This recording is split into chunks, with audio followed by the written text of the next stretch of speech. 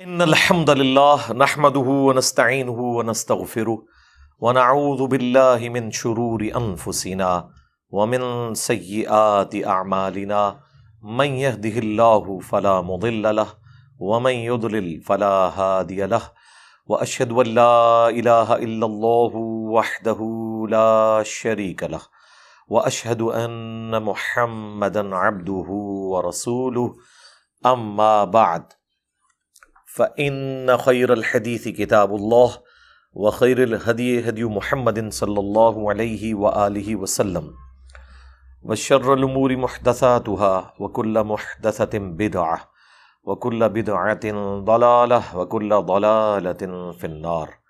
أعوذ بالله السميع العليم من الشيطان الرجيم من همزه ونفخه ونفثه. بسم الله الرحمن الرحيم.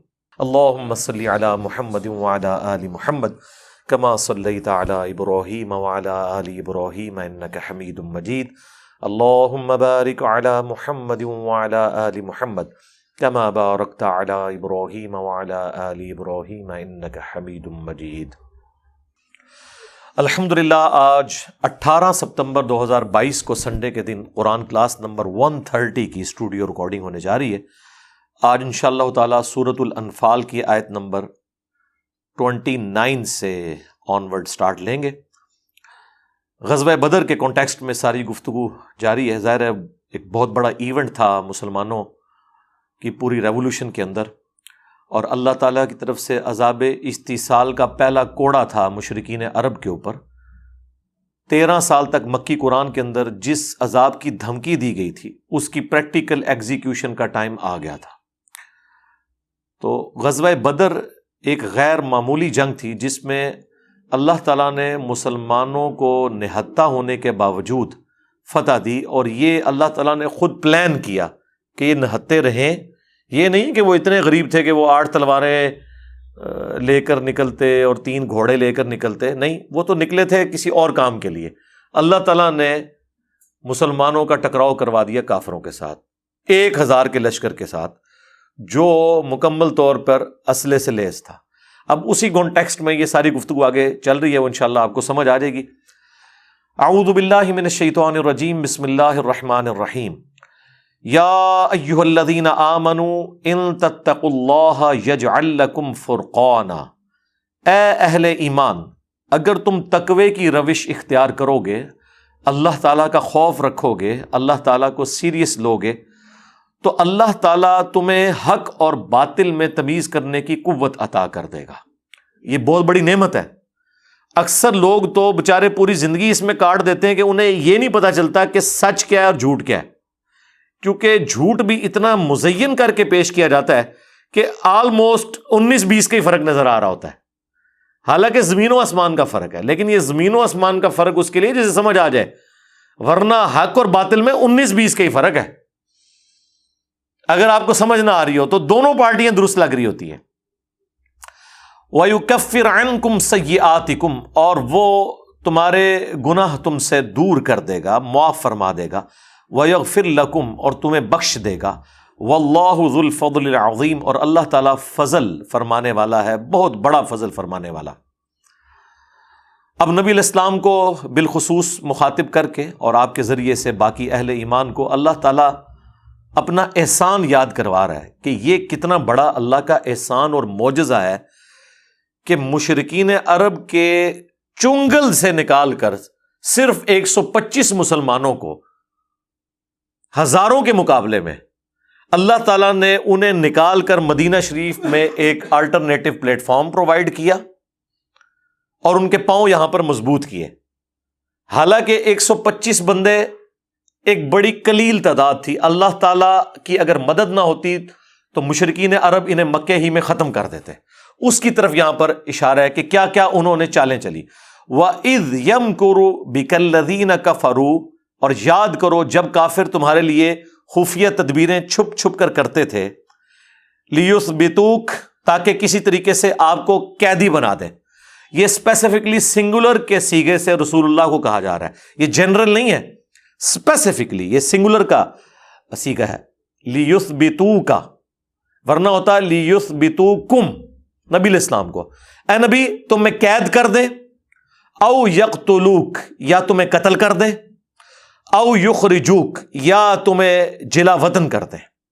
یہ پلاننگ چل رہی تھی، یہ 3 پلان تھے، اور پلان کرتے کرتے 13 سال گزر گئے، الا یہ کہ اللہ تعالیٰ نے ایک آلٹرنیٹو بیس مدینہ شریف کی شکل میں دے دی، اور وہاں پر انصار مدینہ نے اسلام قبول کر لیا، اور وہ نبی علیہ السلام کو پریکٹیکلی لینے کے لیے مکہ شریف آ گئے، اور عباس بن عبد المطلب نے، چونکہ بنو ہاشم کے اس وقت کرتے دھرتے وہی تھے، انہوں نے رسول اللہ کو ان کے حوالے کیا، جو بیعت عقبہ ثانیہ ہوئی تھی اس میں۔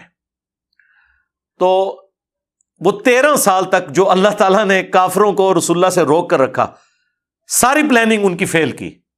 ورنہ مجھے بتائیں، اگر کافروں کو یہ پتہ چل جاتا کہ جس شخص کو آج ہم رات کے اندھیرے میں ہجرت کے اوپر مجبور کر رہے ہیں، ایگزیکٹلی 8 سال کے بعد یہ فاتح مکہ بن کر اسی شہر میں داخل ہوگا، اس سے بڑھ کر اس کی وفات کے بعد اس کے ماننے والے دونوں بڑی سپر پاورز کو الٹ دیں گے، رومنز کو اور پرشینز کو۔ اگر یہ اس وقت ان کو بتایا بھی جاتا تب بھی انہوں نے اسے مذاق کے طور پر لینا تھا کہ یار یہ کیسے ہو سکتا ہے۔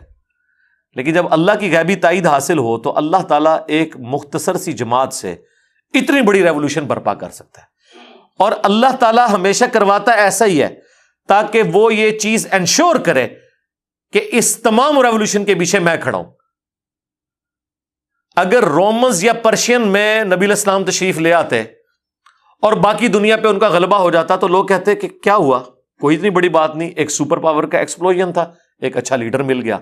لیکن وہ بدو جنہیں کسی مول نہیں پوچھتے تھے، رومنز اور پرشین، ٹھیک ہے، غلاموں کی طرح ٹریٹ کرتے تھے تجارت کے دنوں میں بھی، ان عرب کے لوگوں کو اللہ تعالیٰ نے کس طریقے سے ان کے اوپر مسلط کیا، جن کے پاس اس طرح کی ریزروڈ آرمیز بھی نہیں تھیں، ریسورسز بھی اس طرح کے نہیں تھے جتنے کہ ان کے پاس تھے۔ تو یہ اللہ کا بڑا فضل ہے نبی علیہ السلام ان کی جماعت کے اوپر۔ تو اللہ تعالیٰ فرما رہا ہے اے نبی یہ چالیں چل رہے تھے تاکہ آپ کو قید کر دیں، یا آپ کو قتل کر دیں یعنی شہید کر دیں، یا آپ کو یہاں سے جلا وطن کر دیں۔ وَيَمْكُرُونَ، اور وہ یہ خفیہ تدبیریں کر رہے تھے، وَيَمْكُرُ اللَّهُ، اور اللہ بھی اپنی خفیہ تدبیر فرما رہا تھا۔ ویسے لفظی ترجمہ تو مکر ہے کہ وہ بھی مکر کر رہے تھے، اور اللہ کی شیان شان جو مکر ہے، جس کے لیے ہم اردو میں ذرا زیادہ سوفسٹیکیٹڈ لفظ استعمال کرتے ہیں، خفیہ تدبیر، ادروائز کو مکر بھی لفظ استعمال کر لے کوئی گستاخی نہیں ہے۔ یہ خام خواہ بریلویوں نے الفاظ کے چناؤ کو انہوں نے نا ایک اتنا بڑا ہنگامہ کھڑا کر دیا ہے، گستاخی کا کہہ کے قرآن سے ہی دور کر دیا ہے۔ یعنی اتنا جھگڑا کیا، وہ کہتے ہیں بسم اللہ کا ترجمہ اگر آپ نے کیا نا شروع اللہ کے نام سے تو یہ ترجمہ غلط ہے، کیونکہ یہ تو شروع سے شروع ہوا ہے، آپ نے ترجمہ کرنا ہے اللہ کے نام سے شروع۔ تو میں نے پھر انہیں کہا تھا رکو ذرا، صبر کرو، تمہارے اعتبار سے تو بسم اللہ بھی غلط ہے، کیونکہ بسم اللہ میں تو اللہ بعد میں آ رہا ہے، آئے ہو نا داڑھ تھلے، ہاں، اور تمہاری بسم اللہ بھی ہم تمہیں بنا دیتے ہیں عربی میں، اللہ الذی باسمہ ابدہ، اللہ ہے وہ ہستی جس کے نام سے میں شروع کرتا ہوں۔ تو بریلویوں کی بسم اللہ یہ ہونی چاہیے، اللہ پہلے آ گیا نا۔ تو بسم اللہ کا ترجمہ اگر کوئی یوں کرتا ہے کہ 7 نام اللہ کے، تو یہ لفظی ترجمہ ہے، بالکل درست ہے، شروع اللہ کے نام سے، کوئی حرج نہیں ہے، کوئی شیطان کے نام سے تو شروع نہیں ہوا۔ یہاں پہ بھی وہ کہتے ہیں جی دیکھیں جی انہوں نے بڑے گستاخانہ ترجمے دیوبندیوں نے کر دیے، اہل حدیث نے انہوں نے کہا کہ وہ بھی مکر کر رہے تھے، اللہ بھی مکر فرماتا ہے، تو یہ کتنی بڑی گستاخی ہے۔ تو یہ گستاخی تو قرآن میں ہوئی بھی ہے۔ وہ کہتے ہیں نہیں، قرآن میں نا اصل میں وہ عربی میں لفظ جو ہے نا وہ مکر، وہ نٹوریس نہیں ہوتا۔ میرے بھائی جب عربی میں نہیں ہوتا اور اردو میں کوئی لفظ استعمال کر رہا ہے تو وہ اللہ کا ماننے والا ہے، تو وہ نٹوریس تو یوز نہیں کر رہا۔ اردو تو کوئی زبان ہی نہیں ہے، ادھاری زبان، کچھ الفاظ عربی کے، کچھ فارسی کے، جو زبان ہی ادھاری ہے اس میں آپ کوئی بھی لفظ استعمال کر لیں، کوئی مسئلہ نہیں ہے، آپ اس کو عربی کا ہی تصور کریں نا۔ آلموسٹ سارے 40% اردو کے الفاظ عربی والے ہیں، باقی فارسی سے آئے ہیں۔ تو کیا فرق ہے؟ آپ اردو ڈکشنری کا حصہ بنا لینا مکر کو، کہ جب اللہ کے لیے استعمال ہو رہا ہو تو یہ ان معنوں میں نہیں ہے، کیا فرق پڑتا ہے؟ اور اللہ کا شکر ہے عربی اور انگلش سے میں بڑا خوش ہوں، اس میں تم اور آپ کا کوئی فرق نہیں ہے.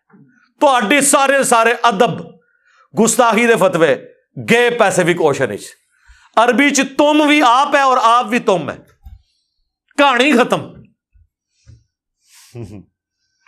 عربی میں سنگولر کو آپ فرماتا ہے ہی کہیں گے، فرماتے ہیں نہیں کہیں گے. کتنی بے ادب زبان ہوئی پھر. اور یہ اس بات کے اوپر جھگڑ رہے ہوتے ہیں. یعنی کئی بار میں نے فلوئنسی میں یعنی نبی علیہ السلام کا مبارک ذکر کرتے ہوئے، ٹھیک ہے، یہ کہہ دیا کہ یہ تمہارے نبی نے کہا ہے. وہ کہتے نہیں کہا کیوں کہہ دیا، فرمایا کہتے ہیں. یہ تو گستاخی ہوگی. اتنے الفاظ کو پکڑ لیتے ہیں. عربی میں اللہ کا شکر ہے فرمایا اور کہا کوئی فرق ہی نہیں، سیم ہے. ٹھیک ہے نا، ورنہ تسی اسلام پھیلا بیٹھے. اللہ کا شکر ہے کہ عربی وچ اے ساری جڑی چیزاں بدتمیزی اور تمیز انہوں نے تصور کیتی ہے وہ ساری ویسے ہی فارغ ہے.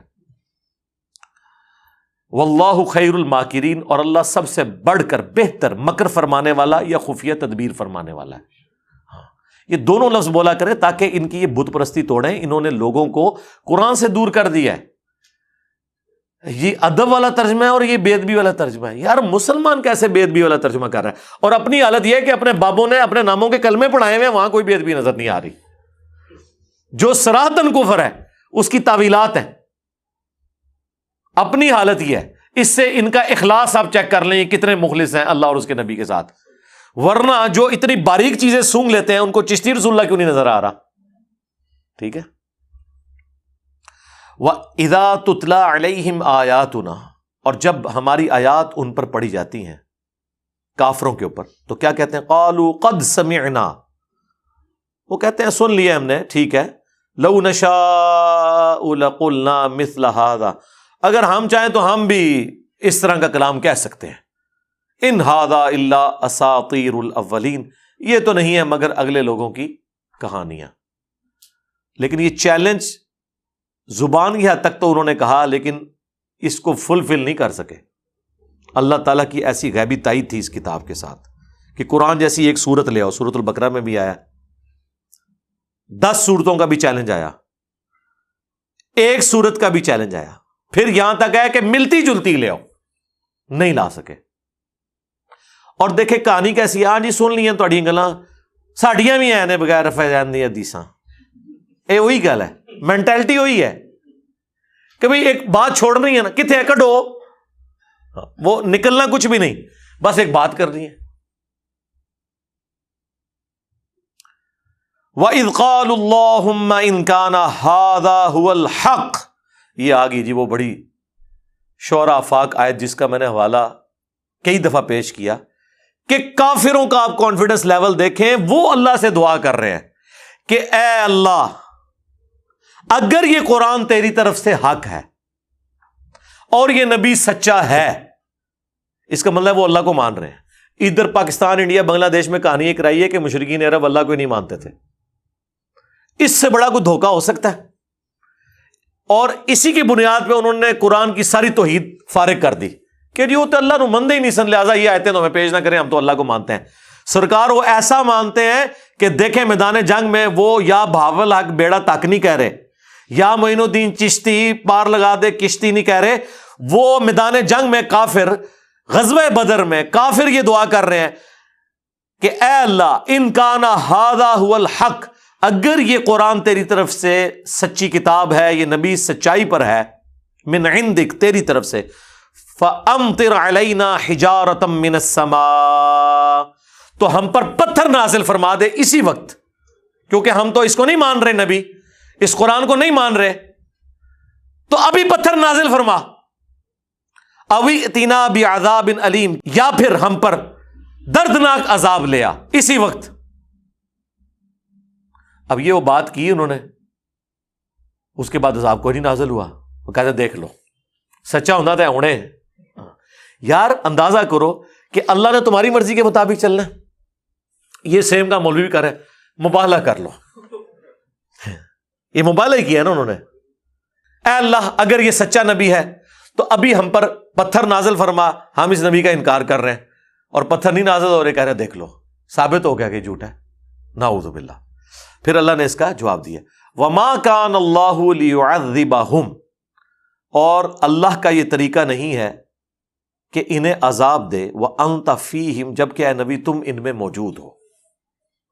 ہاں، یہ اللہ کی سنت ہے کہ اللہ تعالی عذاب اس وقت نازل کرتا ہے جب اہل ایمان کو اس بستی سے نکال لیتا ہے۔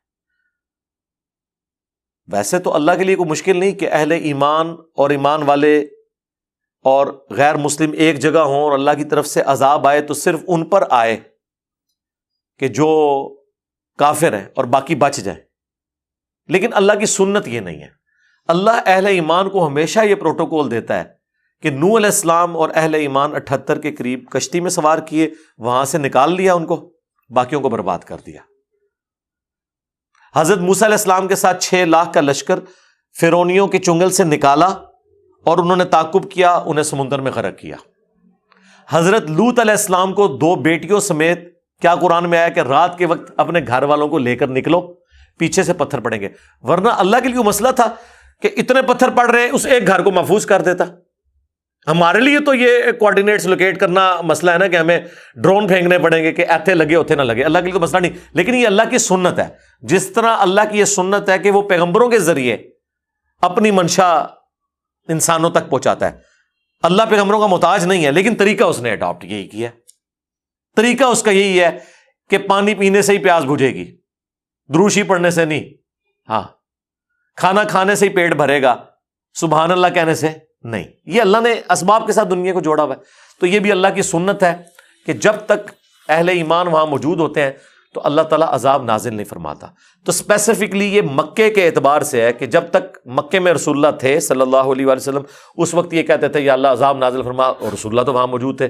پھر اللہ نے کیسی پلاننگ کی، نبی علیہ السلام ان کے ساتھیوں کو نکالا، مکے سے نکال لیا نا، اور مکے سارے پہ بھی عذاب نہیں بھیجا، کیونکہ وہاں پہ کچھ لوگ تھے جو دل میں ایمان رکھتے تھے لیکن کلمہ نہیں پڑھتے تھے، ان کے ظلم کے ڈر کی وجہ سے۔ اس کا ذکر بھی سورہ نساء میں موجود ہے کہ اگر اللہ تعالیٰ ایسا کوئی معاملہ کرے گا تو پھر ایسے لوگوں کے اوپر بھی معاملہ ہو جائے گا جو اپنا ایمان چھپائے بیٹھے ہیں، تمہیں بھی نہیں پتا ان کے بارے میں۔ تو اللہ تعالیٰ نے کیا کیا کہ جس طرح فرعونیوں کو اپنے محلات سے نکال کر سمندر میں غرق کیا نا، اہل مکہ کو مکے سے نکال کر بدر میں غرق کیا مسلمانوں کے ہاتھوں۔ ان کو وہاں سے نکال لیا تاکہ باقی مکے والے بچ جائیں، اگر ان میں کوئی ایمان والے موجود ہیں تو وہ اس زد میں نہ آئے عذاب کی، اور اہل ایمان کو یہاں پر لا کے کھڑا کیا۔ تو اللہ تعالیٰ فرما رہے کہ وہ ہم اس لیے عذاب نہیں وہاں پہ نازل کر رہے تھے کہ اے نبی تم ان میں موجود تھے۔ وَمَا كَانَ اللَّهُ مُعَذِّبَهُمْ وَهُمْ يَسْتَغْفِرُونَ، اور اللہ تعالیٰ ان کو بھی عذاب نہیں دے گا جبکہ ان میں ایسے لوگ موجود ہوں جو اللہ سے ڈرنے والے، استغفار کرنے والے ہوں۔ یعنی اہل ایمان اللہ کے نزدیک اتنے امپورٹنٹ ہیں کہ اہل ایمان اگر کسی بستی میں بھی موجود ہو نا تو اللہ تعالیٰ ان کی وجہ سے پوری بستی پہ عذاب بھی نہیں بھیجتا۔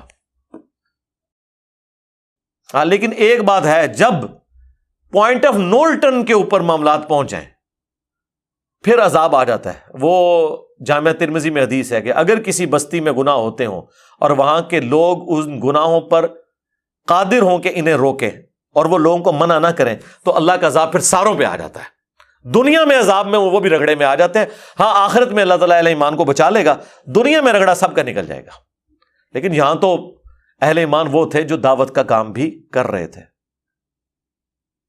وَمَا لَهُمْ أَلَّا يُعَذِّبَهُمُ اللَّهُ۔ اچھا، مجھے ضمناً یاد آ گیا، یہ آیت حاضر و ناظر پہ پیش کر رہے ہوتے ہیں کہ اے نبی جب تک تم ان میں موجود ہو تو ہم ان پر عذاب نہیں بھیجیں گے۔ وہ کہتے ہیں جو مسلمانوں پہ عذاب نہیں آ رہا تو رسول اللہ ہم میں موجود ہیں، پتہ نہیں انہیں منگولوں کا عذاب کیوں نہیں نظر آ رہا۔ اس منگول کی بات نہیں ہو رہی، او وڈے منگول جڑے کافر منگول سن، جنہوں نے اینٹ سے اینٹ بجا دی سلطنت عباسیہ کی، بغداد کو تباہ و برباد کر دیا، سارے بزرگان دین، سارے بزرگان بے دین سارے وڈ کے رکھ چھڑے، وہ اللہ کا عذاب نہیں آیا تھا؟ عذاب آیا۔ وہ جو نبی علیہ السلام کی دعا ہے نا صحیح مسلم میں کہ اے اللہ میری امت پہ ایسا عذاب نہ بھیجنا کہ پوری امت ہی تباہ ہو جائے، کیونکہ اگلی امتوں میں جب عذاب آتا تھا نا تو صرف اہل ایمان بچائے جاتے تھے، باقی سارے تباہ ہو جاتے تھے. اس طرح کا کوئی عذاب اس امت میں نہیں آئے گا. یہ نہیں کہ عذاب نہیں آئیں گے، عذاب آئے ہیں. بخاری میں موجود ہے قرب قیامت میں خنزیر اور بندروں کی شکلیں بھی بنیں گی لوگوں کی. اور آپ کو لوگ وہ فخریہ بتا رہے ہوتے ہیں جی بنی اسرائیل بندر بن گئے تھے، اس امت میں ابھی تک کوئی نہیں ہماری شکلیں بگڑی. جی بگڑن یہ انتظار کرو، ٹائم آ لین دو. ہاں اوور آل پوری امت نہیں ہوگی، یہ ہے دعا. باقی عذاب تو ہے، ہمیشہ ہمارے اوپر عذاب نازل ہوتے رہے مسلمانوں کے اوپر. سب سے بڑا عذاب ملوکیت، زبان بندی، ظلم، استحصال حکمرانوں کے ذریعے صدیوں تک ہوتا رہا، ابھی بھی ہو رہا ہے. آڑ بھی سارا سیلاب غریبوں کی طرف جاتا ہے اور امیر جو ہیں وہ خوشحالی کی زندگی گزار رہے ہیں. ہاں پھر اینڈ رزلٹ یہ ہوتا ہے کہ ان کی تعفن شدہ لاشوں کی بدبو کی وجہ سے ہمسائے بتاتے ہیں کہ جی 3 دن پہلے مر گیا تھا اور بچے نے زہر دے کے مار دیا اور اسٹامپ پیپر پہ سائن کروا کے تو اس نے زمین اپنے نام لگوا لی. یہ ان کا اینڈ ہوتا ہے ان امیر لوگوں کا جو غریبوں کا استحصال کر رہے ہوتے ہیں. تو عذاب آتا ہے، یہ بے فکر ہیں آپ، بچنا کوئی نہیں کسی نے، دنیا میں نہ آیا آخرت میں تو آنا ہے. وَمَا لَهُمْ أَلَّا يُعَذِّبَهُمُ اللَّهُ، اب کیا وجہ ہے کہ ان کے لیے عذاب نہ آئے. وَهُمْ يَصُدُّونَ عَنِ الْمَسْجِدِ الْحَرَامِ، جبکہ ان مشرکین عرب کا یہ حال ہے کہ لوگوں کو مسجد حرام میں داخل ہونے سے، نماز پڑھنے سے اہل توحید کو روکتے ہیں. وَمَا كَانُوا أَوْلِيَاءَ، جبکہ وہ اس مسجد حرام کے متولی بھی نہیں ہیں. حالانکہ متولی تو تھے لیکن وہ اللہ کے کھاتے میں متولی نہیں ہے. اللہ کی نظر میں حقیقتاً متولی کعبے کے وہ ہیں جو اہل ایمان ہیں. اگرچہ پریکٹیکلی قبضہ کافروں کا تھا لیکن اللہ تعالیٰ کہتا ہے یہ اہل ہی نہیں ہے. جس طرح حضرت نوح علیہ السلام نے جب کہا کہ یہ میرا بیٹا ہے، بیگوٹن سن تھا، اللہ نے فرمایا تیرا بیٹا نہیں ہے. یہ کیسے ہو سکتا ہے کہ ایک بیگوٹن سن ہے، سلبی بیٹا ہے، صرف اس نے ایمان قبول نہیں کیا اور اللہ تعالیٰ ہمارا تیرا بیٹا ہی نہیں ہے. پھر اللہ نے صاف فرمایا اس لیے کہ اس کے اعمال غیروں والے ہیں. یہاں پہ بھی دیکھیں، چاہے وہ قریش مکہ تھے، اولاد ابراہیم تھے، بنو اسماعیل تھے، اللہ تعالیٰ کے برگزیدہ پیغمبر کی اولاد تھے، لیکن اللہ نے کہا یہ اہل ہی نہیں ہے کہ متولی ہوں حرم شریف کے. کون اہل ہوں گے؟ ان اولیاءہ الا المتقون، اس کے متولی ہونے کے حقدار تو صرف وہ لوگ ہیں جو اللہ کا تقوی اختیار رکھنے والے ہیں. وَلَٰكِنَّ أَكْثَرَهُمْ لَا يَعْلَمُونَ، لیکن اکثریت اس حقیقت کو نہیں جانتی. آج بھی یہی ہے. آپ کیا سمجھتے ہیں کہ یہ مساجد کے متولی یہ علماء ہونے چاہیے جو ممبروں سے یہ بات بیان کر رہے ہیں کہ قرآن حدیث ڈائریکٹ نہ پڑھنا گمراہ ہو جاؤ گے؟ یار آج تک کسی انگریزی کے پروفیسر نے کہا ہے کہ آکسفورڈ کی ڈکشنری ڈائریکٹ نہ پڑھنا گمراہ ہو جاؤ گے. میری بچیاں کانوینٹ میں پڑھتی ہیں، پہلی کلاس سے وہ ڈکشنری لگوا دیتے ہیں. ہمیں انجینئرنگ کر کے اتنی انگریزی نہیں آتی ہے جو ان کو میٹرک سے پہلے آ گئی ہوتی ہے، کیونکہ ہم تو وہ انجینئرنگ کی لینگویج کی انگلش پڑھی ہوئی ہوتی ہے، لٹریچر کی انگریزی تو ہماری اتنی مضبوط نہیں ہوتی. وہ تو فخریہ بچوں کو کہتے ہیں کہ بھئی استاد اپنی ڈیوٹی سے عہدہ برآں ہو جاتا ہے بچوں کو ڈکشنری کے ساتھ جوڑ کے. تو چھوٹی چھوٹی بچیاں وہ خود ڈکشنری سے الفاظ دیکھتی ہیں، میچ کرتی ہیں. ہاں جی یہ کتاب میں یہ لفظ آیا تھا اس کا مطلب ہے. وہاں کسی عالم دین کا ڈر ان کو نہیں ہوتا، کسی مفتی کا، کسی مجتہد کا ڈر نہیں ہوتا کہ کہیں ڈکشنری سے کوئی اور ہی مطلب نہ لے لے جو صرف بزرگان دین نہیں لینا تھا.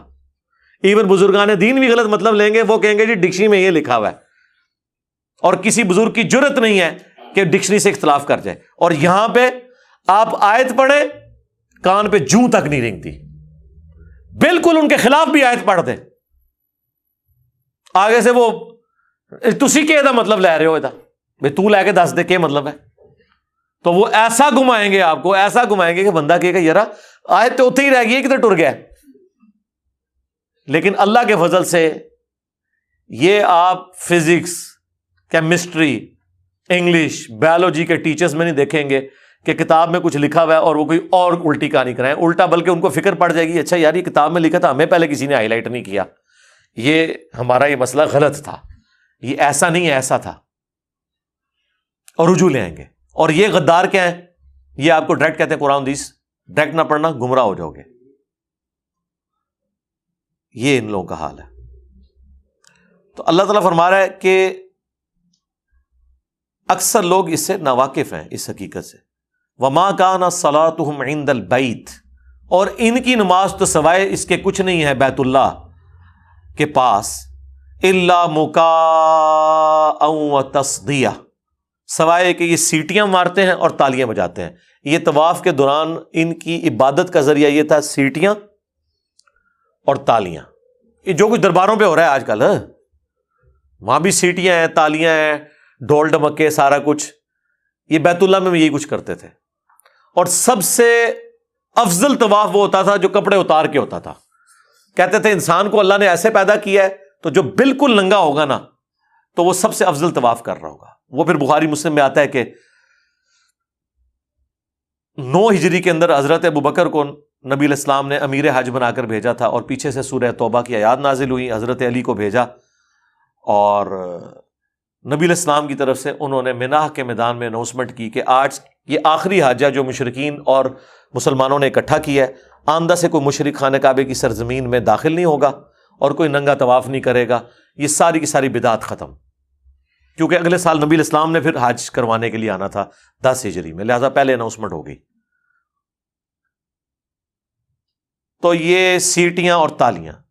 فذوقوا العذاب بما کنتم تکفرون، تو چکھو اب عذاب اس کفر کے سبب جو تم کیا کرتے تھے. یعنی یہ غزوہ بدر میں اب جو تمہاری پٹائی ہونے والی ہے نا، یہ اللہ کا عذاب استحصال ہے جو انبیاء کا انکار کرنے پر آتا تھا، جو میں شروع میں بتا چکا. ان الذین کفروا ينفقون اموالهم لیصدوا عن سبیل اللہ، بے شک جن لوگوں نے کفر کیا وہ خرچ کرتے ہیں اپنا مال اس کام کے لیے کہ لوگوں کو اللہ کے راستے سے روکیں. یعنی اس کا مطلب ہے کہ پیسہ جو ہے نا وہ مخالف پارٹی کو بھی خرچ کرنا پڑ رہا ہے، صرف دیندار لوگوں کو نہیں، بے دینوں کو بھی پیسہ خرچ کرنا پڑ رہا ہے. لیکن فرق یہ ہے کہ یہ پیسہ خرچ کرتے ہیں دین کی سربلندی کے لیے، اور وہ خرچ کرتے ہیں کسی طریقے سے لوگوں کو روک دیں دین سے. تو مجھے بتائیں آج کل جو آپ کے دین کے کسٹوڈین ہیں، یہ پیسہ کس کام کے لیے خرچ کر رہے ہیں؟ یہ بھی اسی کام کے لیے کر رہے ہیں. اتنی محنت سے 25-30 ہزار روپیہ دے کے آپ مولوی بلواتے ہیں تقریر کرنے کے لیے. تقریر وہ یہ کر کے جاتا ہے کہ فقہ حنفی ٹھیک ہے، قرآن و حدیث غلط ہے. ٹوٹل اس کی تقریر یہ ہوتی ہے. ظاہر ہے یہ بول کے تو نہیں کہے گا، ورنہ تو سروائیول ہی نہیں اس کی. لیکن وہ پوری کی پورے یہ معاملات کر رہا ہوتا ہے، کوئی آیت، کوئی حدیث، کوئی ریفرنس نہیں بیان کرے گا، اور اپنے پیسے بھی پورے لے کے چلا جائے گا. کسٹوڈین بنے ہوئے. تو دین کے اوپر، اپنی بے دینی کے اوپر خرچ سارے کر رہے ہیں. تو اللہ تعالیٰ ہمارے کافروں کا حال یہ ہے کہ وہ بھی مال خرچ کرتے ہیں، لیکن اینڈ رزلٹ یہ ہے کہ اللہ کے راستے سے روکتے ہیں. فَسَيُنْفِقُونَهَا، اور یہ اس طرح آندہ بھی خرچ کرتے رہیں گے. ثُمَّ تَكُونُ عَلَيْهِمْ حَسْرَةٌ، اور پھر اینڈ رزلٹ یہ ہوگا کہ یہ سارا مال بھی ان کا گیا، اور قیامت والے دن یہ حسرت بن جائے گا کہ اتنا خرچہ کیا ہم نے. اور وہ قرآن میں آتا ہے نا، حاجیوں کو پانی پلاتے تھے، حاجیوں کی خدمت کرتے تھے اللہ کو خوش کرنے کے لیے. ہائے ہائے. تو اللہ تعالیٰ نے فرمایا کہ تم نے حاجیوں کو کھانا کھلانا اور پانی پلانا توحید کے برابر سمجھ لیا ہے. نو، جب اللہ ہی کو نہ مانا تو اس کے نام کی صدقہ خیرات کرنے کا کوئی فائدہ نہیں ہے جب تک خدا کو اسرا نہ مانا جیسا کہ ماننے کا حق ہے. تو اللہ تمہارا یہ حسرت بن جائے گا ان کا مال.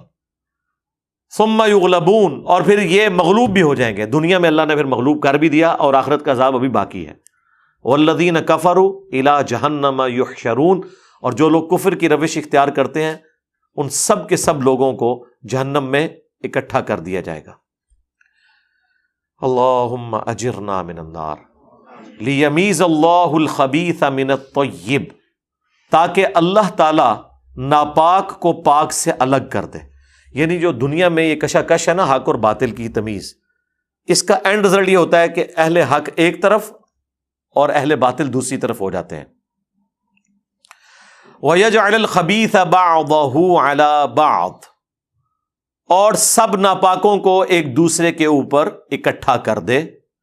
فَيَرْكُمَهُ جَمِيعًا، ان سب کے سب لوگوں کو ایک جگہ اکٹھا کر دے، بعض خبیثوں کو بعض کے ساتھ. فَيَجْعَلَهُ فِي جَهَنَّمَ، اور پھر سب کو جہنم میں اکٹھا کر کے ڈالے. اولئک هم الخاسرون، یہی لوگ ہیں خسارہ اٹھانے والے. اچھا، دنیا میں بھی آپ دیکھیں گے کہ جو اہل ایمان ہیں اور جو ایمان کی روش پہ چلنے والے ہیں، ان کی کمپنی بھی انہی لوگوں کے ساتھ ہوتی ہے، اور جو باغی ہیں ان کی کمپنی باغی لوگوں کے ساتھ ہوتی ہے. کو ایگزسٹ کر ہی نہیں سکتے اللہ کے ماننے والے اور اللہ کے باغی، یہ نیچرل چیز ہے، نیور. اور اگر یہ کسی بندے کے اندر کو ایگزسٹ کیے ہوئے ہیں نام لیے بغیر، کہ وہ اللہ کے باغیوں کے ساتھ بھی اس نے بڑے اچھے تعلقات بنا کے رکھے ہوئے ہیں اور دیندار لوگوں میں بھی بڑا اس کا مرتبہ ہے، تو سمجھ لیں یہ منافق اعظم ہے. ہاں، یہ سمپل، ٹھیک ہے.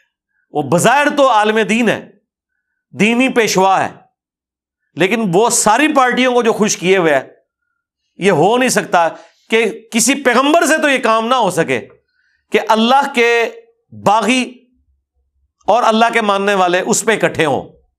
اور یہ کوئی اتنا بڑا کوئی ترم خان ہے کہ اس نے کوئی ایسی ایکٹیویٹی پرفارم کر لی ہے کہ اللہ کے دشمن اور اللہ کے دوست دونوں ہی اسے محبوب رکھے ہوئے ہیں. دنیا میں صرف منافق ایسا ہوتا ہے جس سے سارے خوش ہوں، پیغمبر سے بھی سارے خوش ہوتے ہیں. کتنا مشکل وقت پیغمبروں نے اپنے اپنے زمانے میں دیکھا ہے، تو کیا ان میں کوئی عیب ہوتا ہے؟ لوگ ان کو گالیاں نہیں نکالتے، ان کے قتل کے فتوے نہیں جاری کرتے، ان کی بیویوں کے اوپر تہمت نہیں لگاتے. کس کس تکلیف سے پیغمبروں کو گزرنا پڑتا ہے، کئی تو پیغمبر شہید بھی ہوئے ہیں. تو کیا ان کی تعلیمات میں کوئی خرابی تھی؟ ان کے بتانے کے انداز میں کوئی فرق رہ گیا تھا؟ یا ان کے اندر کمپیٹنسی کا کوئی لیول نہیں تھا جو آج کے علماء کے اندر موجود ہے، کہ وہ ظہر کی نماز ایک پولیٹیکل لیڈر کو پڑھا رہے ہوتے ہیں، عصر کی نماز اس کے مخالف لیڈر کو پڑھا رہے ہوتے ہیں، اور عشاء کی نماز میں ایک تیسرے لیڈر کے گھر جا کے اس کی مسجد میں دعائے خیر کر رہے ہوتے ہیں. ساروں کو خوش کیا ہوتا ہے انہوں نے. تو آپ سمجھ لیں کہ وہ پھر اس دین کے راستے کے اوپر نہیں ہے، وہ کمپرومائز کیے ہوئے ہیں. قل للذین کفروا، اے نبی کافروں سے فرما دو، ان ینتہوا، اگر اب بھی تم باز آ جاؤ، یغفر لہم ما قد سلف، اللہ تعالیٰ پچھلا سارا سب کچھ کھاتا معاف کر دے گا. یہ ہے اللہ کی رحمت. یار 13 سال مکی تکلیفیں دیں نبی علیہ السلام کو، ان کے ساتھیوں کو، پھر بھی اینڈ پہ ایک آفر دی جا رہی ہے کہ ابھی بھی توبہ کر لو، سب معاف. یہ اللہ کی رحمت ہے. وَإِن يَعُودُوا، اور اگر تم باز نہ آئے اور یہ حرکتیں دوبارہ کی، فَقَدْ مَضَتْ سُنَّةُ الْأَوَّلِينَ، تو یاد رکھو ہمارا طریقہ پہلے والے نافرمانوں کے ساتھ بھی اگلی امتوں میں گزر چکا ہے، ہم نے وہی کچھ تمہارے ساتھ ریپیٹ کرنا ہے. اور ہوا ہے نا، بدر میں جو لوگ باز آ گئے تو آ گئے، لیکن جو احد میں دوبارہ آئے ان کے اوپر بھی عذاب نازل ہوا. وہ تو مسلمانوں کی وجہ سے فتح شکست میں بدل گئی، ادروائز تو فتح وہاں پہ بھی ہو گئی تھی.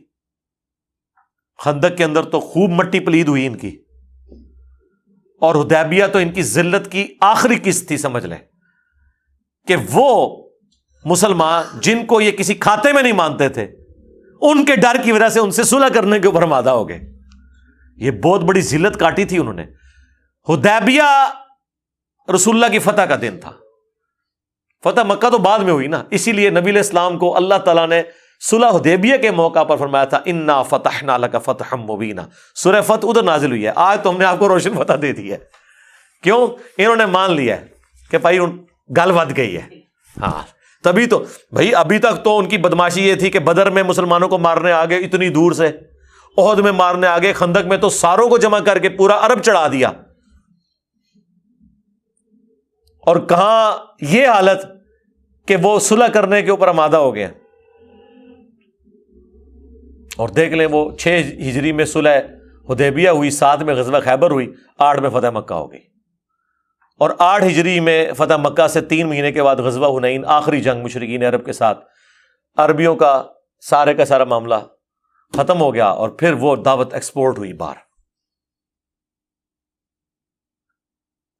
وَقَاتِلُوهُمْ حَتَّى لَا تَكُونَ فِتْنَةٌ وَيَكُونَ الدِّينُ كُلُّهُ لِلَّهِ، اور اے مسلمانوں ان کافروں کے ساتھ قتال اب جاری رکھنا ہے یہاں تک کہ فتنہ ختم نہ ہو جائے اور دین سارے کا سارا اللہ کے لیے ہو جائے. یعنی جب تک اسلام کو فتح نصیب نہیں ہوتی الٹیمیٹ کہ یہ مکمل طور پر مغلوب ہو جائے، اس وقت تک آپ نے قتال روکنا نہیں ہے.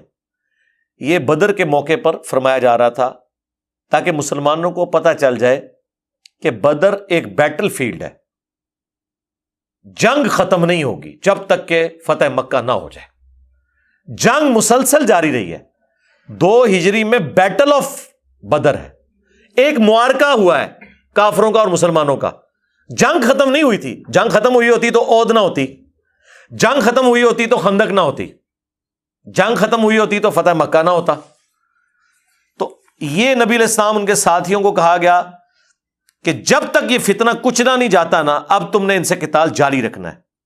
اسی آیت کے تحت اللہ تعالی مسلمانوں سے یہ ایکسپیکٹ کر رہا تھا کہ غزوہ بدر کے جو قیدی ہیں نا انہیں قتل کیا جائے، لیکن نبی علیہ السلام نے اجتہاد کیا سورہ محمد کی آیت سے جو اس سے پہلے نازل ہو چکی ہوئی تھی. لیکن اللہ تعالیٰ کو وہ اجتہاد پسند نہیں آیا. وہ اسی سورۃ الانفال میں آگے جا کے 69 نمبر آیت میں آ جائے گا کہ اگر وہ پہلے آیات نازل نہ ہوئی ہوتی تو اللہ تعالیٰ تمہیں عذاب دیتا جو تم لوگوں نے غزوہ بدر کے قیدی پیسے لے کے چھوڑ دیے، کیونکہ ابھی یہ موقع نہیں تھا. قیدی آزاد کرنے کا فدیہ اس صورت میں لیا جائے گا جب اللہ کی طرف سے اجازت ہو. ابھی جب تک ان کو قتل نہیں کرو گے، اس لیے کہ اللہ کو تو پتا تھا ان کو چھوڑو گے یہ اگلے سال پھر تیاری کر کے تم پہ آ جائیں گے، اور آ بھی گئے. 2 ہجری میں مار کھا کے گئے، 3 ہجری میں پھر آ گئے. اور اس آیت کے تحت اللہ تعالیٰ نے یہ ارشاد فرمایا تھا. لیکن نبی علیہ السلام نے سورہ محمد کی وہ آیت کہ جب کافروں سے مڑ بھیڑ ہو تو چاہے تم انہیں قید کرو چاہے تم جو ہے انہیں قتل کرو، یہ تمہاری مرضی ہے. تو نبی علیہ السلام نے ایک نرم رویہ اڈاپٹ کیا اپنی شفقت کی وجہ سے.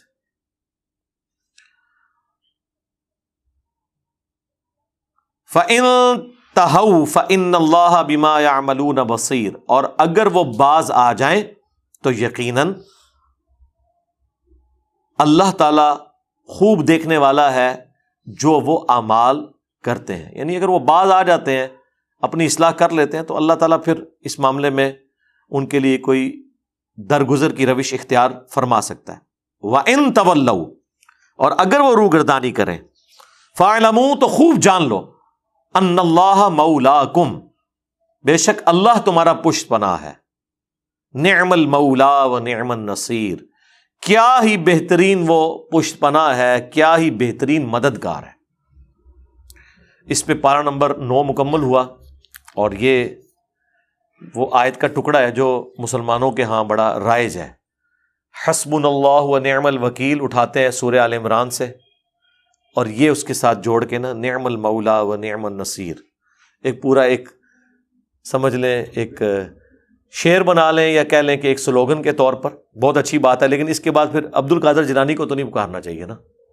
جب مان لیا اللہ ہی اللہ ہے، ٹھیک ہے، توحید نہیں تو پھر انسان کے پلے تو کوئی شے نہیں ہے. قرآن تو سینٹرڈ اراؤنڈ توحید ہے. ہم نے اللہ ہی پر بھروسہ کیا، وہی بہتر کار ساز ہے. اور نعم المولا و نعم النصیر، کیا ہی بہترین وہ ولی، پشت پناہ اور مدد کرنے والا ہے. صحیح بخاری میں حدیث ہے، عبداللہ ابن عباس کہتے ہیں کہ حضرت ابراہیم علیہ السلام کو جب آگ میں پھینکنے لگے تو انہوں نے پڑھا حسبنا اللہ و نعم الوکیل. اور تمہارے نبی علیہ السلام پہ بھی جب مشکل وقت آتا تھا تو وہ بھی یہی کہتے تھے حسبنا اللہ و نعم الوکیل. تو یہ اللہ تعالیٰ کی طرف سے ایک اسماء اعظم میں سے ہے. اس کے بعد اب پارہ نمبر 10 شروع ہو رہا ہے، سورۃ الانفال کی آیت نمبر 41. اس میں خمس کا ذکر آ رہا ہے. یہ خمس کی ٹرمنالوجی شیعہ کے ہاں تو کافی ریناؤنڈ ہے، بلکہ ان کے علماء کا پورا دھندا ہی اس کے اوپر چل رہا ہے. جس طرح اہل سنت کے علماء کا دھندا سارے کا سارا زکوٰۃ اور فطرہ کے اوپر، قربانی کی کھالوں کے اوپر، اور جمراتیں اور برسیاں ان کے اوپر چل رہا ہے نا، اس طرح شیعہ کے ہاں جو ہے نا وہ ذرا بڑے لیول کا کاپا پروگرام ہے وہ خمس ہے، کیونکہ زکوٰۃ تو صرف 2.5% ہے، ہاں یہ 20% ہے۔ زکوٰۃ 100 روپے میں 2.5 روپے ہے، اور خمس جو ہے 100 روپے میں 20 روپے ہے، اور وہ ان کے علماء لیتے ہیں اور وہ کہتے ہیں قرآن کے اندر موجود ہے، یہ ہم نے لینا ہے اور اس کے بعد اس کو ہم نے خرچ کرنا ہے۔ پوچھیں کس کے اوپر؟ تو کہیں گے سید کے اوپر، اور وہ سید وہ خود ہوں گے۔ غریب سیدوں کو کوئی پوچھ نہیں۔ ہمارے پاس کوئی سید آتا ہے نا، تو میں تو پھر ایسے لوگوں کو جو لوگ خمس اکٹھا کر رہے ہیں ان کے پاس بھیجتا ہوں کہ وہ سید ہے جنہوں نے خمس اکٹھا کیا، کیونکہ ہم تو خمس نہیں اکٹھا کر رہے، تو وہ آپ کے نام پہ انہوں نے اکٹھا کیا ہوا ہے، تو لیں ان سے جا کے۔ ہم بھی جس لیول تک مدد کر سکتے ہیں کریں گے، زکوٰۃ میں سے تو نہیں کر سکتے، وہ تو واضح ہے، اجماع ہے امت کا، احادیث ہے بخاری مسلم میں کہ آل محمد کے اوپر صدقہ حرام ہے، یہ مال کا میل ہے، اور اہل البیت کے اوپر یہ حرام ہے۔ اہل البیت کے لیے اللہ تعالیٰ نے زکوٰۃ کے ایکویلنٹ خمس کا نظام رکھ دیا۔ مال غنیمت کے اندر 5واں ایک سمجھ لیں حصہ، 5واں حصہ سے مراد ہے 20%، یعنی اس کے کل 5 حصے کیے جائیں پوری رقم کے، تو 1 حصہ اللہ اور اس کے رسول کے لیے خمس، تو ظاہر ہے 5 میں سے 1 ہوگا تو 100 میں سے وہ 20 بنیں گے۔ کنے 20 دے 100 ہوندے نے؟ 5 20 دے، تو یاد رکھنا بھی آسان ہے۔ تو خمس جو ہے وہ 20% ہے اور حصہ وہ 5واں ہے۔ جس طرح زکوٰۃ 2.5% ہے لیکن حصہ 40واں ہے، کیونکہ 100 کو ڈیوائڈ کریں 40 کے اوپر تو 2.5 بنتا ہے۔ تو یہ خمس مال غنیمت میں اہل سنت کے ہاں جو احادیث ملتی ہیں وہ تو بالکل واضح ہے کہ یہ مال غنیمت میں حصہ ہے، اس کے علاوہ عام بندے نے اپنے مال میں سے خمس نہیں دینا۔ وہ بخاری اور مسلم دونوں میں حدیث ہے کہ نبی علیہ السلام کے پاس جب بھی لوگ اسلام قبول کرنے آتے تھے، تو جس طرح وہ حدیثیں ہیں نا کہ اسلام کی بنیاد 5 چیزوں کے اوپر ہے، کلمہ توحید اور رسول اللہ کی رسالت کا اقرار کرنا، دوسری چیز نماز، تیسری زکوٰۃ، چوتھی حج اگر استطاعت ہو، اور 5ویں رمضان کے روزے۔ اسی طریقے سے بخاری مسلم میں یہ 4 چیزوں کا ذکر بھی ہے۔ جب تک کہ رمضان کے روزے اور حج فرض نہیں ہوا تھا تو نبی علیہ السلام فرماتے تھے کہ اللہ کا اب حق ہے اسلام قبول کرنے کے بعد کہ تم گواہی دو کہ اللہ کے سوا کوئی معبود نہیں، محمد اس کے رسول ہے۔ نمبر 2 نماز قائم رکھو، نمبر 3 زکوٰۃ ادا کرو، اور نمبر 4 اپنے مال غنیمت میں سے جو 5واں حصہ ہے یا 20% وہ تم اللہ اور اس کے رسول کے لیے مخصوص کرو گے اور دو گے۔ مال غنیمت، مال غنیمت اب کیا ہے؟ اسی کے اوپر یہ پوری صورت ہے، انفال، یعنی میدان جنگ میں کافر جو مال چھوڑ کر چلے جائیں گے۔ اب جس مسلمان نے جس کافر کو قتل کیا، اس کا جتنا سامان ہے اس کا مالک وہ مسلمان ہوگا، اور اس کے وہ کرے گا 5 حصے، ان میں سے 1 حصہ بیت المال میں اہل البیت کے لیے جمع کروائے گا، اس لیے کہ اہل البیت کے لیے زکوٰۃ تو حرام ہے، تو اللہ تعالیٰ نے اپنے حصے میں سے ان کو رکھ لیا کیونکہ وہ اللہ کے چنے ہوئے لوگ ہیں۔ تو یہ اللہ نے خمس کو اپنی طرف منسوب کیا ہے کہ اللہ اس کے رسول کے لیے تم دے رہے ہو۔ یہ زکوٰۃ والا حساب کتاب نہیں ہے، کیونکہ جو جنگ میں فتح ہوئی وہ اللہ کی مدد سے ہوئی۔ پھر اس میں بڑا ایشو آ گیا مال فے کا، کہ جو بغیر جنگ کے فتح ہو جاتی ہے، ہاں وہ پھر سارے کا سارا بیت المال میں آئے گا، وہ پول میں آئے گا، وہ خلیفۃ المسلمین اور مسلمانوں کا حکمران ڈیسائیڈ کرے گا کہ اس کا کیا کیا جائے۔ وہ سورۃ الحشر میں جا کے ذکر آئے گا، کیونکہ وہ اللہ تعالیٰ فرماتا ہے یہ تو میری وجہ سے ہوا، اگر جنگ بھی نہیں ہوئی اور میں نے روب ڈلوا کے تمہیں فتح دے دی، تو اب وہ جو کافر جو کچھ چھوڑ کے گئے ہیں وہ جنگ کے بغیر تمہارے آتا ہے، وہ سارے کا سارا بیت المال میں آئے گا، اور پھر خلیفۃ المسلمین اور اس وقت رسول اللہ صلی اللہ علیہ وآلہ وسلم یہ ڈیسائیڈ کریں گے مال فے کو کس طریقے سے خرچ کرنا ہے۔ اور یہ مسئلہ اس وقت اٹھا جب قادسیہ اور یرموک کے اندر اتنی بڑی لیول کی فتوحات ہوئیں، تو اس وقت یہ مسئلہ کھڑا ہو گیا، اور حضرت عمر فاروق رضی اللہ تعالیٰ عنہ نے باقاعدہ سینئر صحابہ کی میٹنگ کال کر لی، کیونکہ جو قادسیہ اور یرموک لڑنے والے تھے وہاں تو جو مال غنیمت ہاتھ لگا وہ تو ہزاروں مربع زمینیں تھیں. وہاں فوجیوں کے دماغ میں یہ آ گیا کہ یہ پورا علاقہ ہم نے فتح کیا ہے, یہ سارا ہمارا, اس کا 5واں حصہ تو مال غنیمت میں دیں گے اور باقی 4 حصے ہم اپنے پاس رکھیں گے. وہ تو پورے ملک حصے آ جانے تھے. ٹھیک ہے, تو پھر یہ ڈیسائیڈ کیا گیا کہ وہ جو کچھ ہے, جو پوری سرزمین فتح ہو رہی ہے, وہ مال غنیمت کی کیٹیگری میں فال کرے گی یا مال فے کی. تو لاجیکلی وہ مال فے میں ہی آئے گا, مال غنیمت میں نہیں آئے گا. حضرت عمر فاروق رضی اللہ تعالیٰ عنہ نے فائنل, صحابہ نے سب نے کانسنسس کے ساتھ ڈیسائیڈ کیا کہ یہ مال غنیمت کیسے ہو سکتا ہے. مال غنیمت تو صرف وہ مال ہوگا کہ جو فوجی میدان جنگ میں چھوڑ کر بھاگے ہیں. باقی جو عام شہری رہ رہے ہیں ان کی زمینیں مسلمانوں کے قبضے میں آ جائیں تو وہ کہاں سے اس کے مالک ہو گئے؟ یہ تو ظلم کے اوپر مبنی نظام ہوگا. ہاں یہ ہوگا کہ مسلمان رعایا کا حصہ ہو جائیں گی وہ زمینیں, اور خلیفۃ المسلمین اس حوالے سے لاٹ کرے گا کیونکہ پورے ملک کے اوپر قبضہ ہو گیا نا. لیکن اس کا یہ مطلب نہیں کہ جو بیچارے وہاں کھیتی باڑی کر رہے تھے انہیں محروم کر دیں, انہیں بھی الاٹ کیا جائے گا. وہ ظاہر ہے وہ رعایا ہوگی مسلمانوں کی, تو مسلمانوں پر ان کا حق ہے کہ ان کو بھی اکوموڈیٹ کریں گے, لیکن مال غنیمت نہیں ہوگا. اور نہ جو عام شہری ہیں ان کو قیدی بنایا جائے گا, نہ ان کی عورتیں کنیزیں ہوں گی مسلمانوں کی. صرف وہ عورتیں جو جنگ لڑنے کے لیے آئی ہوئی ہیں مسلمانوں کے خلاف میدان جنگ میں, ان پہ یہ حکم اپلائی ہوگا. تو وہاں پہ پھر رول مال فے والا لگایا گیا. مال غنیمت صرف اتنے حصے کے اوپر ہے جو میدان جنگ میں. تو ظاہر ہے یہ اسلام کا شروع کا سارا دور جنگوں سے عبارت تھا. تو اس وقت تو مال غنیمت والا ایک اچھا خاصا ایک ایشو تھا اور یہ معاملات چل رہے تھے. لیکن اس کے بعد ظاہر ہے اس کے بعد پھر جزیہ بھی آنا شروع ہو گیا. بیت المال میں اہل البیت کے لیے ایک حصہ مخصوص ہو گیا. لیکن جب سے مسلمانوں کا زوال شروع ہوا تو یہ والا ایک پرابلم کھڑا ہو گیا. تو شیعہ نے پھر اس کا الٹرنیٹو یہ سمجھا کہ ہم اپنی عوام سے ہی خمس لیں مال غنیمت کے بغیر بھی. ویسے تو وہ دعویٰ کرتے ہیں کہ ہمارے ہاں تو مال غنیمت کے بغیر بھی خمس لیا جائے گا, حالانکہ قرآن بالکل واضح ہے کہ مال غنیمت کے اوپر خمس ہے, عام دولت کے اوپر خمس نہیں ہے. ورنہ سرکار آپ کو 2.5% نہیں 22.5% زکوٰۃ دینی پڑ جائے مہینے کی, سال کی. مشکل کام ہے نا, 100 میں 22.5 روپے. لیکن شیعہ کے ہاں یہ سسٹم ابھی بھی چل رہا ہے کیونکہ وہ کہتے ہیں ہم نے اہل البیت کو اکوموڈیٹ کرنا ہے. تو اس کے لیے میں نے کہا تھا کہ کسی حد تک آج تو اجتہاداً یہ ایشو دیکھا جائے تو کسی حد تک درست ہے, کیونکہ اگر یہ سسٹم آپ رائج نہیں کریں گے مسلمانوں کی حکومتیں, اور زکوٰۃ میں سے آپ سید کی خدمت نہیں کر سکتے, تو آپ غریب سید کے ساتھ آپ کیا کریں گے؟ بعض نے یہ کہہ دیا کہ جی غریب سید جو ہے نا سید کی زکوٰۃ لے لے. نہیں, زکوٰۃ چاہے سید کی ہو یا غیر سید کی, وہ تو ہے ہی میل. بخاری مسلم کے الفاظ ہیں یہ مال کا میل ہے اور ہم اہل البیت پہ یہ حرام ہے. بخاری میں حضرت حسن ابن علی نے صدقے کی ایک کھجور رکھ لی تھی, حضور نے انگلی ڈال کے الٹی کروا دی حضرت حسن ابن علی کو کہ آل محمد نہیں کھا سکتے. یہ اتنا کرٹیکل ایشو ہے, آپ اس کو ہلکا سمجھ رہے ہیں, یہ بہت بڑا ایشو ہے.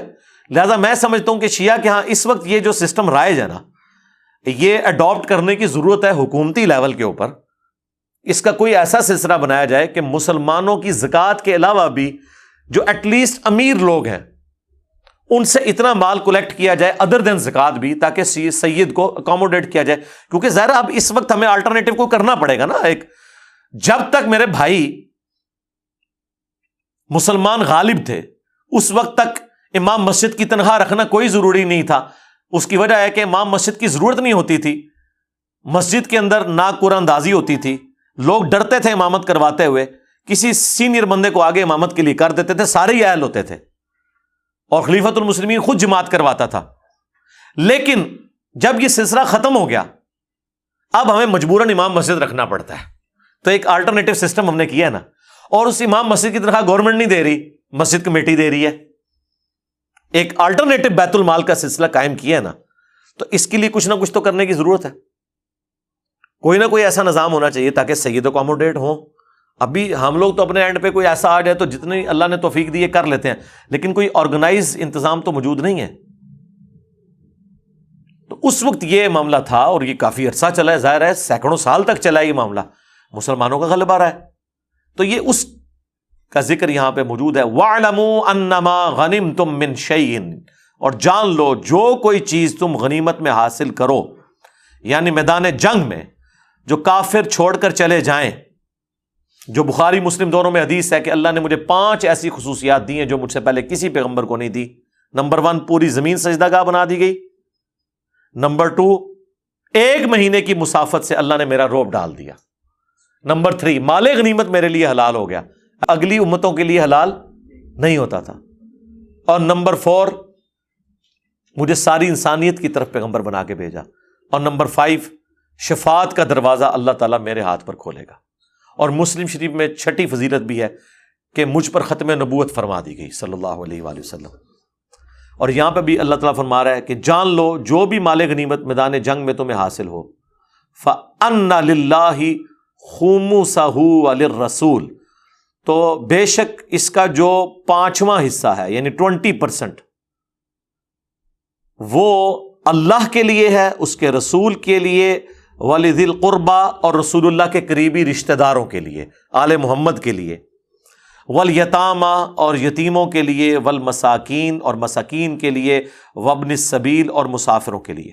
یعنی حضور کے جو مہمان آتے تھے، مسافروں میں ہوں، مسکینوں میں بھی ہوں، تو نبی الاسلام نے تو ظاہر خرچ کرنا ہے. آپ علیہ السلام اعلان نبوت کے بعد تو آپ نے اپنا ذریعہ معاش کوئی اختیار تو نہیں کیا. پہلے تو آپ تجارت کرتے تھے، لیکن جب آپ ٹوٹلی وقف ہو گئے دین کے لیے تو ظاہر ہے آپ علیہ السلام نے کوئی ایسا تو نہیں فرمانا تھا کہ اوپر دیکھا تو سونا، نیچے دیکھا تو سونا. تو نبی الاسلام کی گزر بسر کیسے ہونی تھی؟ تو مال غنیمت میں اللہ تعالیٰ نے ان کا حصہ مقرر کر دیا. اور وہ نبی الاسلام یہ نہیں کوئی عیاشی کی زندگی گزاری، نعوذ باللہ، بڑی فقر کی زندگی گزاری ہے. فاقے رہے ہیں، مرتے دم تک رہے ہیں، بخاری مسلم میں آیا. تو اللہ تعالیٰ ہمارا ہے کہ یہ اللہ، اس کے رسول اور رسول اللہ کے قریبی رشتہ داروں کے لیے خمس ہے، اور باقی جو حضور کو ملنے کے لیے آتے ہیں، یتیم ہو، مسکین ہو، مسافر ہو. ان کنتم آمنتم باللہ، اگر تم واقعی اللہ پر ایمان لانے والے ہو نا. وما انزلنا علی عبدنا یوم الفرقان، اور جو ہم نے فتح نازل فرمائی حق اور باطل میں تمیز والے دن، یعنی یوم بدر کا دن. یہ ابو جہل نے کہا تھا یہ یوم الفرقان ہے. اللہ نے کہا اچھا یوم الفرقان ہے، لے پھر میں نے یوم الفرقان بنانا ہوا. یوم التقى الجمعان، جبکہ 2 گروہ آپس میں آمنے سامنے تھے. واللہ علی کل شیء قدیر، اور اللہ تعالی ہر چیز کے اوپر قدرت رکھتا ہے، قادر ہے. تو اگر تم اللہ پر ایمان لاتے ہو اور یہ مانتے ہو کہ یہ غیبی فتح اللہ کی طرف سے آئی تھی، تو لہٰذا اس کو فتح کو اپنی طرف منسوب نہ کرو. یہ جو مال غنیمت ہے نا، اس کا 5واں حصہ جو ہے اللہ کو دو. ویسے اصولاً تو سب ہی اللہ کو دے دیا جائے، ظاہر غیبی مدد تھی، فرشتوں کے ذریعے سب کچھ ہوا، لیکن چونکہ ایک جنرل رول تھا اس لیے اسے اپلائی کیا گیا. وَإِذْ أَنْتُمْ بِالْعُدْوَةِ الدُّنْيَا، جبکہ تم وادی کے نزدیک والے کنارے پر تھے. وَهُمْ بِالْعُدْوَةِ الْقُصْوَى، جبکہ وہ دوسرے والے کنارے پر تھے کافر. وَالرَّكْبُ أَسْفَلَ مِنْكُمْ، اور تجارتی قافلہ نیچے سے ہو کر گزر گیا سمندری راستے. یعنی ابو سفیان کا قافلہ تو وہاں سے بچ گیا، اور یہاں اللہ تعالیٰ نے تمہیں، جو میں نے پچھلی دفعہ بتایا تھا، جان بوجھ کر ایسے حالات پیدا کیے کہ ان کے ساتھ ٹکراؤ کروا دیا. حالانکہ مسلمان تو اس تجارتی قافلے کے لیے نکلے تھے. وَلَوْ تَوَاعَدْتُمْ لَاخْتَلَفْتُمْ فِي الْمِيعَادِ، اور اگر تم لڑائی کے لیے وقت مقرر کرتے تو پیچھے رہ جاتے. وَلَٰكِن لِّيَقْضِيَ اللَّهُ أَمْرًا كَانَ مَفْعُولًا، بلکہ یہ تو اللہ تعالیٰ کا ارادہ تھا کہ جنگ کرے، اور وہ کام اس نے جو پورا کرنا تھا وہ پورا کر دیا. یعنی اللہ تعالیٰ ہمارا اتنی ٹائمنگ سیٹ کی ہے، واقعی ٹائمنگ تو سیٹ ہوئی ہے. 15 دن کا سفر کر کے وہ مکے سے ابو جہل قافلہ لے کے چلا ہے کہ ہم نے اپنے قافلے کی حفاظت کرنی ہے، اور مسلمان یہاں سے چلے ہیں ابو سفیان کے قافلے کے لیے، اور راستے میں ایگزیکٹ ٹائمنگ یہ پڑی ہے کہ وہ تو وہاں سے نکل گیا اور ان کا آمنا سامنا ہو گیا. اللہ تعالیٰ ہمارا اگر تم پلان کر کے بھی نکلتے نا، کوئی سٹاپ واچ لگا کے بھی، تب بھی ایگزیکٹلی دونوں بدر میں اکٹھے نہیں ہو سکتے تھے. یہ اللہ نے پلان کے ذریعے تمہیں اکٹھا کیا ہے. یہ سب کچھ غیبی طور پہ ہو رہا تھا، یہ ذہن میں رکھیے گا. اور یہ کیوں ہوا؟ لِيَهْلِكَ مَنْ هَلَكَ عَنْ بَيِّنَةٍ، تاکہ جو ہلاک ہو وہ دلیل دیکھ کے ہلاک ہو. وَيَحْيَا مَنْ حَيَّ عَنْ بَيِّنَةٍ، اور جو زندہ رہے وہ دلیل دیکھ کر زندہ رہے، جو مرا دلیل سے مرا، اور جو زندہ ہوا وہ دلیل کے ساتھ زندہ ہوا۔ یعنی اللہ تعالیٰ دکھا دینا، اب یہ اتنی بڑی دلیل تھی، ہونا تو چاہیے تھا جو کافر بچ گئے تھے وہ یہ سب کچھ دیکھ کے اسلام لے آتے، کچھ لے بھی آئے بعد میں، لیکن کچھ پھر احد کے اندر قتل ہوئے، توفیق نہیں ملی۔ وَإِنَّ اللَّهَ لَسَمِيعٌ عَلِيمٌ، اور بے شک اللہ تعالیٰ ضرور سننے والا ہے، علم والا ہے۔ تو یہ اللہ تعالیٰ نے اس غیبی مارکے کو اس حوالے سے اسٹیبلش کیا تاکہ عذاب استیصال کی پہلی قسط ملے انہیں، اور وہ ملی جناب۔ 70 سردار قتل ہو گئے قریش کے، وہ قریش جو عرب کے ڈان تھے، جنہوں نے کبھی سوچا ہی نہیں تھا کہ ہمارے ساتھ بھی کوئی لڑ سکتا ہے۔ دوسری طرف سمجھ لیں گدی نشین، اللہ کی درگاہ کے گدی نشین، قریش کا قافلہ بھی پورے عرب میں کوئی نہیں لوٹتا تھا، کیونکہ وہ کہتے تھے کہ ہمارے قبیلے کے بت رکھے ہوئے ہیں کعبے کے اندر، یہ اٹھا کے پرے پھینک دیں گے۔ وہ بےچارے اپنے خداؤں کی حفاظت کے لیے ان کا احترام کرتے تھے۔ ہاں، اس کا پھر اللہ نے احسان جتایا نا، لِإِيلَافِ قُرَيْشٍ إِيلَافِهِمْ رِحْلَةَ الشِّتَاءِ وَالصَّيْفِ۔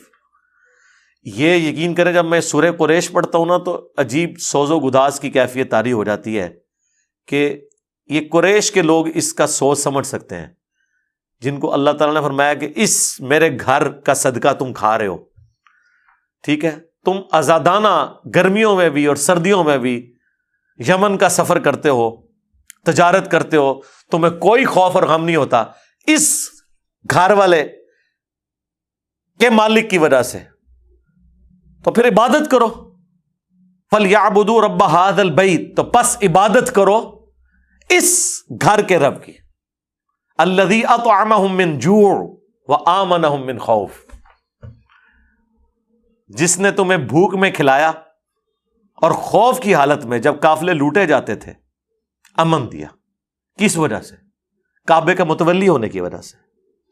تو قریش بہرحال ان کی بدبختی کے سب سے اینڈ پہ مسلمان ہوئے، لیکن پھر خوش بختی یہ ہے کہ پھر سرکار انہوں نے قرضہ سارا اتارا ہے، آئے تو اینڈ پہ ہیں، لیکن پھر اللہ نے انہی قریش کے ذریعے قادسیہ میں پرشین کے ہاتھی اتروائے بنو تمیم کے ذریعے، اور یرموک کے اندر اللہ تعالیٰ نے رومنز کے اوپر انہی قریش مکہ کو مسلط کیا۔